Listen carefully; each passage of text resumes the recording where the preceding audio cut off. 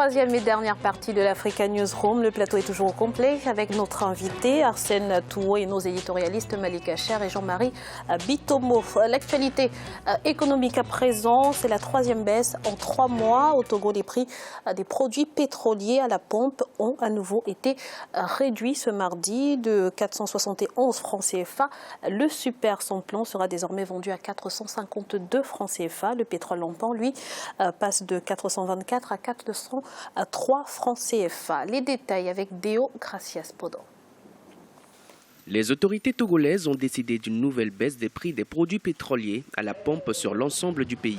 Une décision troisième du genre en l'espace de 3 mois qui suscite une nouvelle fois le satisfecit des consommateurs togolais. Dans les stations d'essence, à compter de ce mercredi 25 mai 2016, la différence affichée varie entre 19 et 21 francs CFA. Selon la déclaration rendue publique par le gouvernement, les nouveaux prix à la pompe sont désormais de 452 francs CFA pour le super sans-plomb contre 471 francs précédemment, 455 francs CFA pour le gasoil contre 518 francs CFA il y a un mois, tandis que le pétrole lampant passe de 424 francs CFA à 403 francs CFA. C'est une très bonne chose parce que quand on voit aujourd'hui le niveau de vie des Togolais, des fonctionnaires togolais, c'est difficile de joindre les deux bouts à chaque fin du mois. Donc pour nous aujourd'hui en tant qu'acteurs de la société civile, on ne peut que se réjouir et féliciter le gouvernement de cette initiative. Maintenant, ce qu'on demanderait, c'est que le gouvernement soit constant dans les décisions. Il va falloir que dans l'application de cette décision, il y ait un suivi au niveau des stations d'essence, mais aussi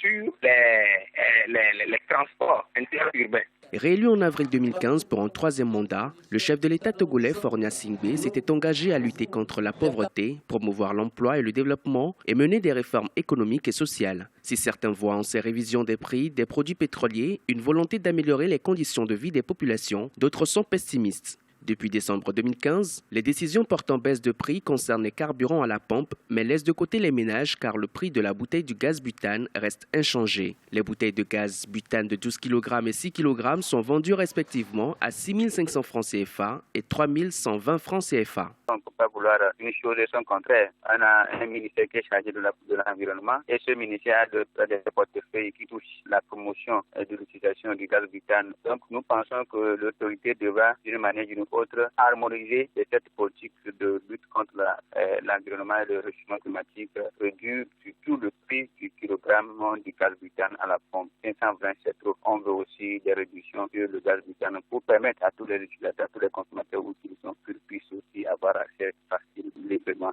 de ces produits. Depuis 2014, les organisations togolaises de défense des intérêts des consommateurs montent régulièrement au créneau pour réclamer l'application d'un mécanisme de vérité des prix par rapport aux fluctuations sur le marché international. Au Togo, elles sont nombreuses à défendre la même cause et à veiller à ce que le pouvoir d'achat des populations soit amélioré. Parmi ces associations, la plateforme Action contre la vie chère au Togo, la Ligue des consommateurs togolais et l'Association togolaise des consommateurs. Malik, une fois de plus, les syndicats ont eu gain de cause. C'est une bonne nouvelle pour les consommateurs togolais. C'est une bonne nouvelle pour leur pouvoir d'achat surtout. Et oui, effectivement, la baisse des prix du carburant est je dirais, justifiée. Néanmoins, est-ce que les prix vont rester de cet ordre-là? Je ne pense pas. Ça dépendra aussi des fluctuations extérieures. Le Togo n'est pas un producteur de pétrole. Et il doit justement, comme d'autres pays, faire face à la flambée actuelle, je dirais la petite flambée actuelle des cours du baril. Le baril est à 49.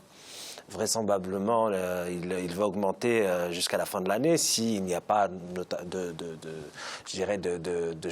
d'événements majeurs. Ce sont les économistes qui le disent. Le pétrole sera amené à augmenter et atteindre les 60-70 $ dans les 2 prochaines années. Donc, il faut voir aussi comment va réagir le gouvernement togolais par rapport à cette hausse. Et malheureusement, je pense qu'il faut beaucoup plus de concertation avec justement les associations consommateurs, les syndicats, pour aussi leur faire comprendre que cette baisse n'est pas forcément une baisse qui va être progressive. On ne va pas tout le temps baisser les prix du baril. Il faut être, je dirais, objectif. Il faut faire comprendre que cette baisse n'est pas forcément est temporaire.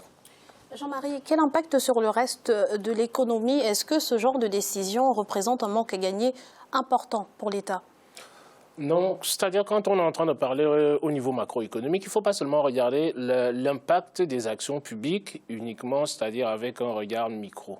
Macroéconomiquement, ce que l'État perd, l'État le rétrocède, si vous voulez, aux populations, comme il le disait tout à l'heure, et en boostant l'activité économique, l'État est capable de pouvoir gagner beaucoup plus sur les taxes dans nos économies africaines. Nos économies africaines, ce sont des économies dans lesquelles vous n'avez pas de réseau de transport public performant en tant que tel. Il ne faut pas l'oublier. Donc, quand vous avez un pays comme le Togo, comme ça, dans lequel vous avez une baisse des prix du carburant, ça booste les activités économiques quelque part, tout simplement. Pourquoi? Et l'État, en termes de recettes fiscales, peut en retirer beaucoup plus que ce qu'il retirerait à la pompe. Et il faut aussi se dire une chose, c'est que l'État, le prix d'un litre d'essence à la pompe, ça dépend des taxes que l'État met derrière.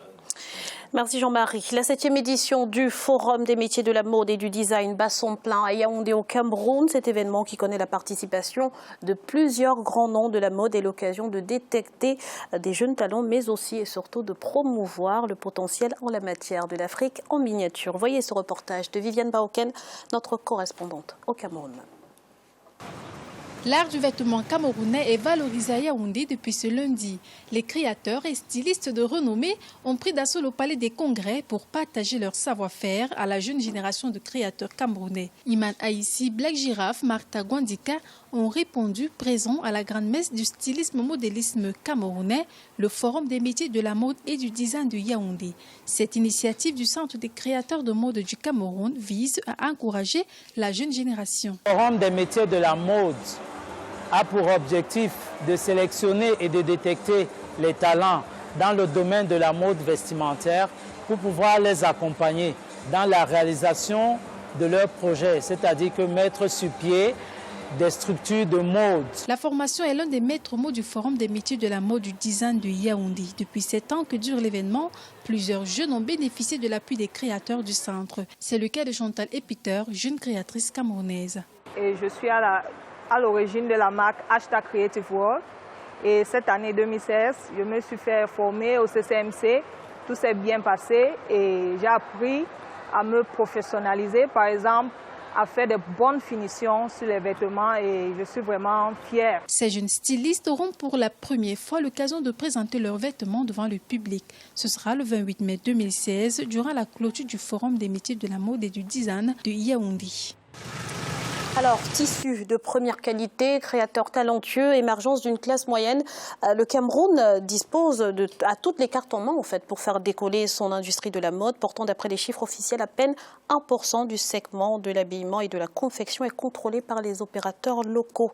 Comment expliquer cela, monsieur Tour? Comment expliquer que les États africains ne misent pas plus sur ce secteur qu'est la mode? Oh, déjà, c'est parce que, à mon avis, les États africains, et notamment le Cameroun, il y a des populations qui ont une culture traditionnelle, donc qui ne sont pas forcément portées vers la mode.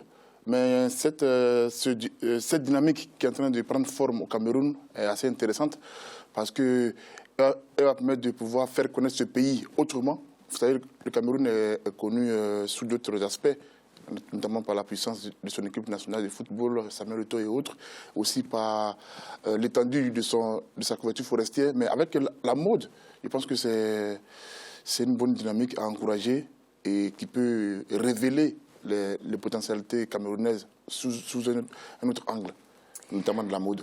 Alors, l'Afrique profite aujourd'hui de l'augmentation du coût de la main-d'œuvre en Chine. Malik, la mode peut donc être une réponse, notamment à l'emploi des jeunes. Bien sûr, bien évidemment, et la mode attire de plus en plus justement de jeunes stylistes qui ont beaucoup de talent, mais qui manquent parfois de moyens. Et il faut justement que l'État justement s'évertue à s'intéresser davantage à ce secteur-là, qui peut être un véritable symbole pour le Cameroun, un véritable argument de communication, de faire connaître le Cameroun à l'étranger via la mode. Et donc, il y a beaucoup de potentialités, notamment sur le plan économique. Les États africains ont toujours vu la mode comme quelque chose de futile, de la futilité. Et en fait, c'est véritablement un secteur économique qui est porteur. Et je dirais juste un mot qu'il faut protéger les stylistes, protéger justement les artistes et la mode en particulier, parce que vous le soulignez, il y a un coût de la main-d'œuvre qui est en hausse en Chine, mais justement, il faut lutter contre la contrefaçon.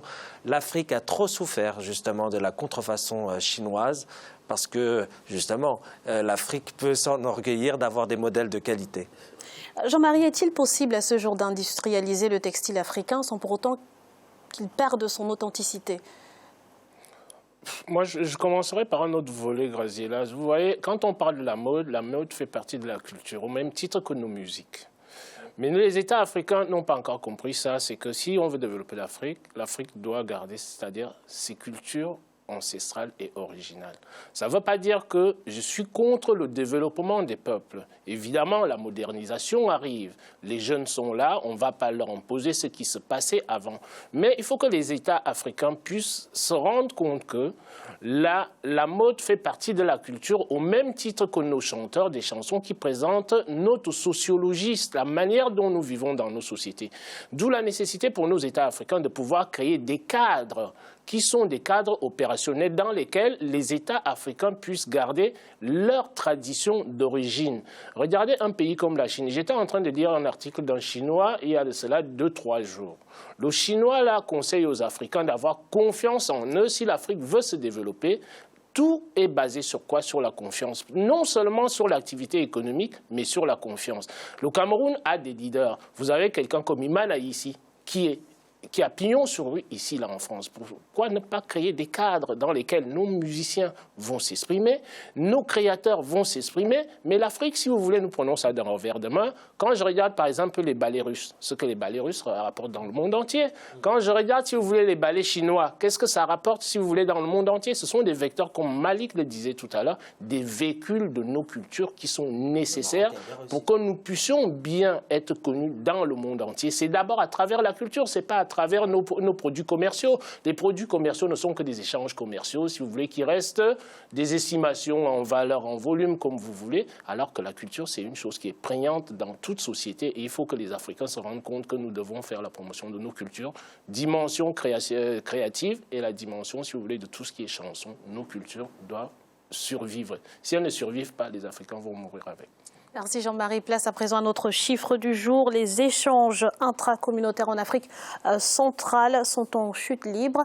Ils sont aujourd'hui estimés à 2%, largement en dessous de la dynamique observée dans la CEDEAO ou encore dans la SADC. Malik, comment expliquer que l'Afrique centrale soit autant à la traîne? Effectivement, c'est un chiffre dérisoire et bon, il y a plusieurs circonstances, notamment aussi politiques. N'oublions pas ce qui s'est passé en Centrafrique, qui a vraiment plombé justement les échanges intercommunautaires. Je suis quand même optimiste, mais la population a souvent un temps d'avance sur les politiques. La population d'Afrique centrale, des pays d'Afrique centrale se déplace beaucoup. Beaucoup de pays, beaucoup d'habitants se déplacent pour travailler dans les pays voisins. Et les politiques n'ont pas suivi ça, et ça, c'est très dommageable. Vous vous rappelez, je pense qu'il y a un an, on avait annoncé en grande pompe la fin du visa. C'est le cas. Mais combien de fois des habitants se sont retrouvés aux douanes face à des agents qui leur demandaient des visas, alors qu'au plus haut, dans les grandes instances, au plus haut, au sommet de l'État, on avait décidé qu'il n'y avait plus de visa. Donc il y a un problème de coordination aussi. Et il faut régler ça au plus vite parce que la croissance intracommunautaire, c'est aussi une possibilité pour les États justement d'accéder à un développement, d'accéder à la vitesse supérieure dans leur développement. Merci Malik. C'est à présent la fin de cette émission. Celle de ce jeudi sera consacrée au renouveau du secteur de la téléphonie en Côte d'Ivoire. Monsieur Arsène Touault, merci d'avoir été avec nous. C'est moi qui vous remercie, madame. Je rappelle que vous êtes juriste et diplômé des sciences politiques, auteur également de 3 ouvrages, dont le dernier Côte d'Ivoire, leçon du 11 avril 2011. Malik, merci d'avoir été avec nous. Merci à vous, Graziella. Un plaisir d'avoir été parmi vous. À très bientôt. Et merci à vous, Jean-Marie. Bonsoir Graziella et bonsoir à tous nos téléspectateurs et téléspectatrices qui nous font le plaisir de nous suivre chaque soir. Les téléspectateurs que nous remercions également pour votre fidélité. Restez sur Africa 24, l'information continue.